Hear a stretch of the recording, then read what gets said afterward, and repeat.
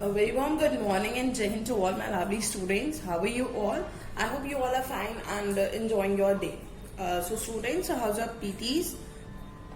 I hope they are good, and if you have any confusion regarding any of the question, the PTs, you can ask me even now also, because some of the students, those who are having confusion, they have asked, right?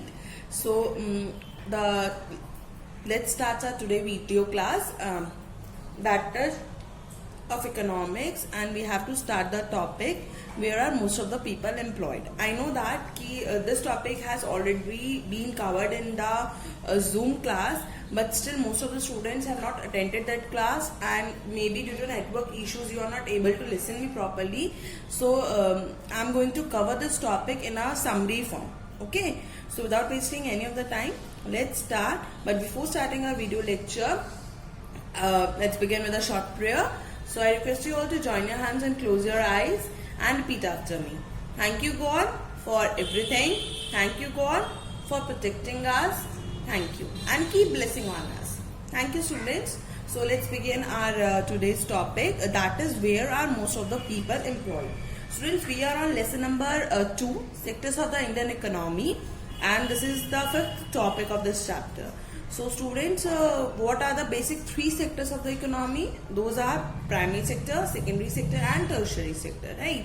And we all know that primary sector is that sector from which the economy or our government get most of the revenue. हमें सबसे ज़्यादा profit कहाँ से मिलता है? Primary sector से, right? So it's very obvious कि most of the people must be employed in the primary sector. This blue one, as it is already mentioned here also, blue one is the primary sector, second one is the secondary, red one is the secondary sector, and the green one is the tertiary sector. We are in this graph, there is a difference a little bit between, if we go through the data 72, 73 and 11, 12. So 74% people was employed in primary sector, right?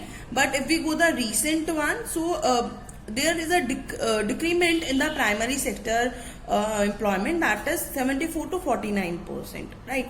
Why? Because most of the people are now employed in the tertiary sector. See students, in class 9th you have read one chapter, people as resources, in which there are 4 factors of production, that is land, labor, capital and entrepreneur, means human capital. Okay? Human capital, we have already know about these 4 sectors of the economy. So we talk about the labor. Why we are talking about the labor? If you remember, labor can be skilled or unskilled, okay? Or maybe educated or uneducated.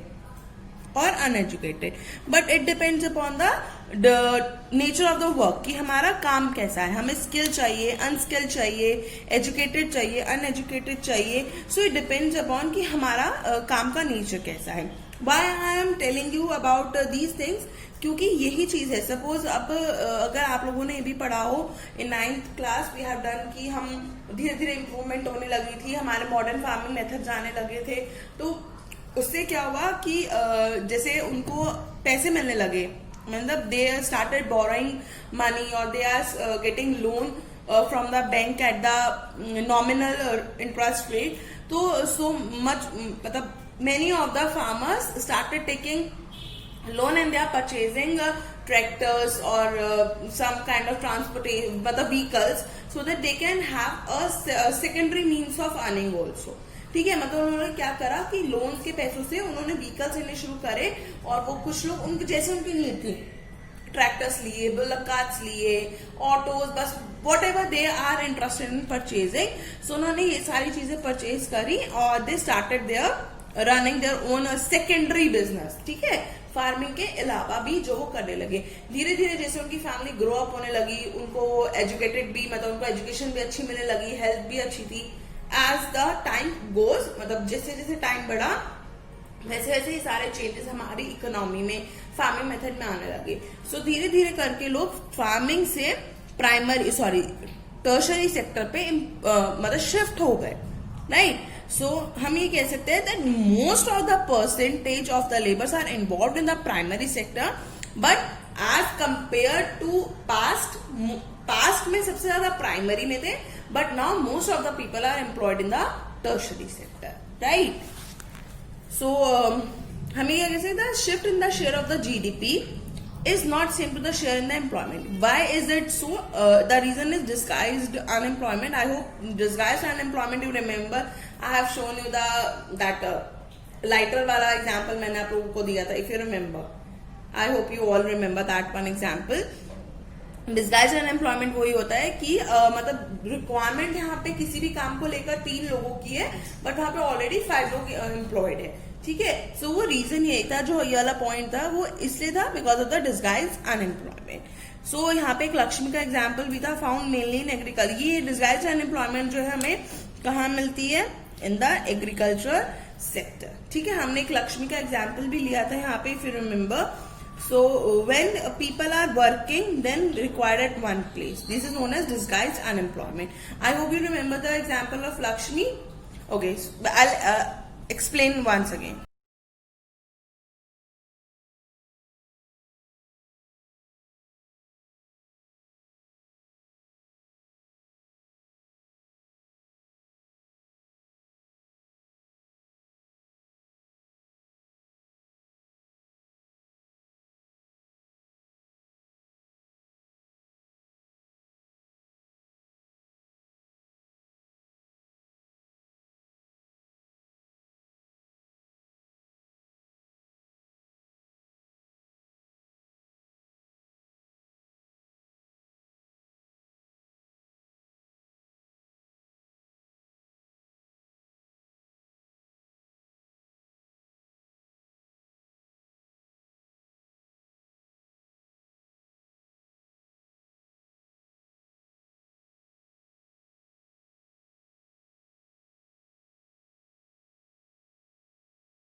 So this is the story of the Lakshmi, and this is all about the topic where are most of the people employed. I hope आपको ये जिन्होंने class attend करी है उनको ये अच्छे से याद आ गया हो, और जिन्होंने अटेंड नहीं करी है उनको समझ में आ गया हो, right? So let's start our today fresh topic, that is how to create more employment. अब हम ज्यादा से ज्यादा एम्प्लॉयमेंट क्रिएट कैसे कर सकते हैं, ठीक है? सबसे पहले हम एग्जाम्पल लेते हैं ये वाला। See how can we create more employment. मैं आपको पूरा पहले फ्लो चार्ट बता देती हूँ। पहले irrigation, then transportation, storage, credit, small scale industries and new sector. So will discuss with one by one. Connect with a story, कैसे? Irrigation. अब हम सबसे पहले अगर इरिगेशन पे जाते हैं तो क्या होता है? More crops during dry season और it would provide employment also. अगर देखिए जो इरिगेशन फैसिलिटी, मैंने यहाँ पे एक रैबी सीजन लिखा है, यहाँ पे मैं एक्सप्लेन नहीं कर रही हूँ। You have to tell me कि ये रैबी सीजन क्या होता है या रैबी क्रॉप्स क्या होती हैं, आप लोग मुझे बताओगे। I hope we have already done this in geography part, okay? So more crops during dry season. जो इरिगेशन फैसिलिटीज हमारी बढ़ गई हैं उससे हम ज्यादा से ज्यादा क्रॉप्स को जो है वो ग्रो कर सकते हैं, ठीक है, रैबी सीजन में। और it would provide employment also. अगर हम ज्यादा क्रॉप्स करेंगे तो एम्प्लॉयमेंट तो अपने आप मिलेगी। उससे क्या होगा, जो हमारी यहाँ ये डिस्गाइज अनएम्प्लॉयमेंट वाली प्रॉब्लम है ना, डिस्गाइज अनएम्प्लॉयमेंट वाली, वो हमारी खत्म हो जाएगी और ज्यादा से ज्यादा प्रोडक्शन मिलेगा हमें। ज्यादा से ज्यादा लोग जो है हमारे फार्मिंग में इन्वॉल्व होंगे। जैसे हमारा टॉपिक है how to create more employment, ठीक है? ये चीज हो गई। हम इरिगेशन से देखो क्या हुआ, जब हमारे न्यू HYV सीड्स आए, ठीक है, HYV सीड्स आए, हमारी मॉडर्न फार्मिंग आई। मॉडर्न फार्मिंग क्या हुआ कि अब हमें स्प्रिंकलर्स लगाने हैं, या हमें ट्रैक्टर के थ्रू करना है, या हमें पेस्टिसाइड, इंसेक्टिसाइड्स, ये सारी चीजें यूज करनी है। तो अब हम इसे यूज कैसे करें? भाई आता ही नहीं किसी को यूज करना। आता है तो जो लोग इन्वॉल्व हैं वो बहुत ओल्ड एज है, उनसे होता नहीं है। और उस प्लॉट में हम जैसे बात करें तो उनके बेटे भी काम कर रहे, तो they are the young generation. उनको तो इजीली समझ में भी आ जाएगा जब कोई समझाएगा, और उनके अंदर एनर्जी भी ज्यादा होगी। तो क्या होगा कि those who are working on a single plot the same work, अब वो उसी प्लॉट पे काम तो करेंगे लेकिन उनका काम डिवाइड हो जाएगा और बिल्कुल अलग अलग हो जाएगा। ऐसे 2 बंदों का काम है कि उन्हें सिर्फ कटाई करनी है, तो दे आर फुल्ली एम्प्लॉयड, कि उनका ही काम है वो। किसी को पेस्टिसाइड या इंसेक्टिसाइड्स यूज करने हैं तो वो उसका काम हो गया, स्प्रिंकल्स यूज करना है, ट्यूबवेल्स यूज करना है तो वो थर्ड पर्सन का काम हो गया। तो ऐसे करते करते करते करते आपका जो प्रॉपर टाइम है वो सबका डिवाइड हो जाएगा, ठीक है। तो इरिगेशन से हमें ये फायदा हुआ कि हम ज्यादा से ज्यादा एम्प्लॉयमेंट जो है वो क्रिएट कर सकते हैं, यानी कि ज्यादा से ज्यादा जॉब अपॉर्चुनिटीज को हम क्रिएट कर सकते हैं, ठीक है। बेटा आज के टाइम में आपको पता है कि ऐसे ऐसे कोर्सेज भी होते हैं जो बेसिकली रूरल डेवलपमेंट के से रिलेटेड होते हैं, and a less number of students opt that one. बहुत कम बच्चे जो है इस कोर्स को ऑप्ट करते हैं, रीजन बीइंग कि उन्हें लगता है कि इसमें कुछ नहीं है, but this is a new course, आप जो मतलब आपके फ्यूचर के लिए बहुत अच्छा होगा, because you are doing that one thing. अगर आप ऑप्ट करते हो तो because you are doing that thing जो आगे चलकर फार्मिंग या एग्रीकल्चर में बहुत हेल्प कर सकती है, ओके।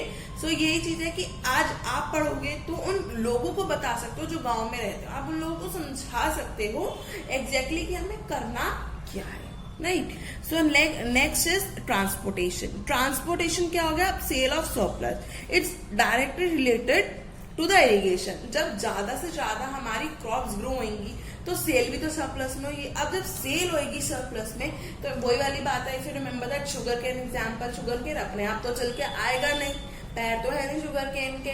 सो जब ज्यादा सेल होगी तो it means we need more and more transportation also, we need more and more vehicles also, कि अब उसे गांव से शहर तक पहुंचाया जाए। तो उसके लिए क्या होगा, जब लोन उन्हें मिल रहा है, they are purchasing their tractors, whatever they are purchasing, तो वो सेल जब सरप्लस में होगी तो वो ट्रांसपोर्टेशन को भी यूज करेंगे, राइट। समझ में आया? Today I am not using any kind of material to explain you. Today I am explaining you it in a simple way, but still if you will not able to understand, please tell me, I'll definitely do something to make you understand, right? Then storage is very easy. Storage क्या करना है, अब जब सब कुछ ज्यादा, जब हमारी क्रॉप ज्यादा ग्रो हो रही है, सेल ज्यादा हो रही है, तब हमें उसे स्टोर भी करना होगा, हमें वेयर हाउसेस भी चाहिए होंगे। तो क्या होगा कि जैसे गांव में किसी के पास घर खाली पड़ा है तो वो रेंट पे दे सकता है उसे गोदाम, ठीक है ना। तो ये सारी कहेंगे, अब जब रेंट मिल रहा है तो यानी कि एक सोर्स ऑफ इनकम हो गई कि भाई जब वो अपने गोदाम में रखेगा तो ऑब्वियसली बात है, अगर कोई भी रेंट पे देगा तो they will take money from them. तो अल्टीमेटली क्या होएगा, यहाँ पे भी क्या होगा, एक सोर्स ऑफ इनकम आ गई। और अब स्टोरेज में ऐसा है कि ठीक है, अगर किसी के घर में है तो इट्स ओके, घर के इधर उधर है या थोड़ी सी दूर है तो मे भी हो सकता है कि वो कोई सिक्योरिटी गार्ड भी मतलब अपॉइंट करें कि भाई ध्यान रखना, चोरी ना हो जाए, कोई जानवर ना घुस जाए, किसी भी वजह से वो खराब ना हो जाए। तो एक एम्प्लॉयमेंट और जनरेट हो गई, एक जॉब हमारे पास और आ गई। तो इससे क्या हुआ कि मतलब सारी जो मॉडर्न फार्मिंग आई, अगर उसके डिसएडवांटेजेस थे तो कहीं ना कहीं एडवांटेजेस भी बहुत ज्यादा थे। उसने इरिगेशन भी बढ़ा दी, ट्रांसपोर्टेशन भी बढ़ गई, हमारी स्टोरेज फैसिलिटी भी बढ़ गई, ये सारी चीजें हमारी अपने आप मतलब इंक्रीज होने लगी, ठीक है। देन आता है हमारा क्रेडिट। अब क्रेडिट क्या है, credit loan for production. Loan for production जैसे मैंने आपको पहले बताया कि जैसे हम लोन ले रहे थे ट्रांसपोर्टेशन के लिए, व्हीकल्स परचेज करने के लिए, तो जो HYV सीड्स हैं, इंसेक्टिसाइड, पेस्टिसाइड, जो भी सारी चीजें हैं, लोन चाहिएगा उन्हें प्रोडक्शन के लिए भी, इन सब चीजों के लिए कि जो हमारे नए बीज आ रहे हैं उन सब चीजों के लिए भी उन्हें पैसा चाहिए, तो they will take the loan from that. Now small scale industry. अब स्मॉल स्केल इंडस्ट्रीज क्या कह रही है, food processing, cold chain storage. यहाँ पर क्या हो रहा है कि आपकी जो स्मॉल स्केल इंडस्ट्री है, छोटी छोटी गांव में जो होती है, वो ज्यादा आने लगी। अब ज्यादा आने किसे लगी कि भाई सपोज करो, अगर आपको 9th में एक स्टोरी थी सकाल और विलास की, hope you remember that story, सकाल एंड विलास की। सकाल बाहर चला गया था पढ़ने और विलास जो था वो घर पे ही मतलब गांव में ही रहा था, उसके पेरेंट्स ने उसे पढ़ाया नहीं था। तो यहाँ पे हम चलो सकाल से रिलेट करते हैं, वही एग्जाम्पल लेते हैं। अगर सकाल पढ़ा लिखा है, ठीक है, तो वो अपने गांव में तो वापस आएगा ही आएगा। अब उसे कुछ काम भी करना है और पढ़ा लिखा, वो चाहता है कि मैं अपने गांव के लिए कुछ करूं, तो वो क्या करेगा, वो एक छोटी सी इंडस्ट्री लगा लेगा फूड प्रोसेसिंग की या कोल्ड चेन स्टोरेज की, किसी भी चीज की। तो अल्टीमेटली गांव को फायदा आएगा। जब वो फैक्ट्री लगाएगा तो एक तो फैक्ट्री बनने में ही बहुत ज्यादा एम्प्लॉयमेंट जनरेट होगी। जब वो बन जाएगी तो वहां पे जितने भी पढ़े लिखे लोग हैं उनको जॉब मिल जाएगी। जरूरी नहीं है कि उन्हें शहर ही जाना है, वो गांव में भी रह के अपना सारा काम कर सकते हैं। तो अल्टीमेटली एक एजुकेशन इज दैट स्किल जिससे हमारा देश ऊपर जाएगा ही जाएगा। तो एजुकेशन भी उतनी ही इम्पोर्टेंट है। और जब एजुकेशन बंदा पढ़ा लिखा होगा, उसे हर चीज की नॉलेज होगी, तो फिर क्या होएगा कि स्मॉल स्केल इंडस्ट्रीज डेवलप होंगी, जिसमें फूड प्रोसेसिंग भी हो सकती है, कोल्ड चेन स्टोरेज भी हो सकती है, कुछ भी हो सकता है। ठीक है, तो ऐसे से करके जब सकाल से भी तो लोग बहुत ज्यादा मोटिवेट होंगे कि वो देखो गांव का है, बाहर से पढ़ लिख के आया और गांव में कर रहा है। तो कहीं ना कहीं अल्टीमेटली एम्प्लॉयमेंट जनरेट होगी और सारे लोग भी बहुत प्रेरित होंगे उनसे। They will get inspired from सकाल की नहीं भाई उसने अपने विलेज के लिए कुछ करा है, अपने होम टाउन के लिए कुछ करा है, तो हमें भी करना चाहिए। Got it? समझ में आई सारी चीज। Now the last one is new sector. New sectors क्या आते? एजुकेशन। भाई अभी एजुकेशन की मैं बात कर रही थी, तो ये एजुकेशन के बारे में बता रहा है कि 20 लाख न्यू जॉब, NITI आयोग, टूरिज्म, IT, इन सब न्यू सेक्टर्स जो है इन्होंने 20 लाख न्यू जॉब निकाली है NITI आयोग ने to complete to create more and more employment. भाई सी, मैं जैसे अभी आपको बोल रही हूँ ऐसी है कि जितने ज्यादा आप पढ़े लिखे होंगे, आप इन द सेंस कि जितने ज्यादा विलेज के लोग पढ़े लिखे होंगे उनके लिए उतना ही फायदा होगा, क्योंकि वो वहाँ पे स्मॉल स्केल इंडस्ट्रीज डेवलप करेंगे या कुछ ना न्यू चीज करेंगे, एम्प्लॉयमेंट जनरेट करेंगे, खुद एम्प्लॉयड हो सकते हैं। तो ये सारी चीजें जो हैं, this is the main topic, मतलब these are the main sectors: irrigation, transportation, storage, credit, small scale industries, new sectors। ये सारी चीजें हैं जो हमें हेल्प करेंगी मतलब how to create more employment. Right, got it? ये टॉपिक समझ में आया? Okay, so next and the last topic for today is MNREGA. ठीक है, हम यहाँ पे जी को साइलेंट रखते हैं। मनरेगा। अभी मनरेगा क्या है?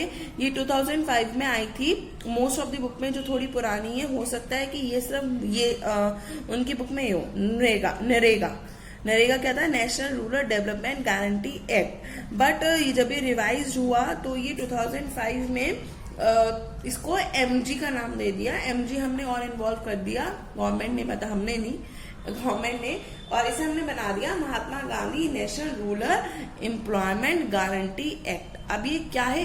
हम लास्ट के 3 वर्ड्स पढ़ते हैं, that is employment guarantee act.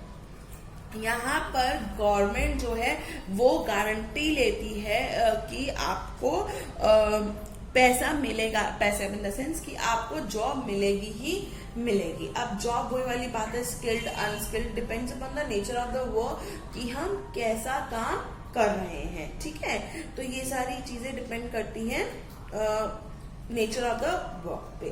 सी, यहाँ पे लिखा हुआ भी है इम्पोर्टेंट क्वेश्चन, इसमें से जो है क्वेश्चन जरूर आता है आपके बोर्ड एग्जाम में, और कुछ नहीं, 1 नंबर में फुल फॉर्म पूछ लेंगे आपसे, पूछ लेंगे कि एक्ट कब आया था, कैसे आया था। तो ये सारी चीजें जो है आपकी इस टॉपिक में आती हैं। ठीक है, तो ये टॉपिक अब है क्या, पढ़ते हैं इसे।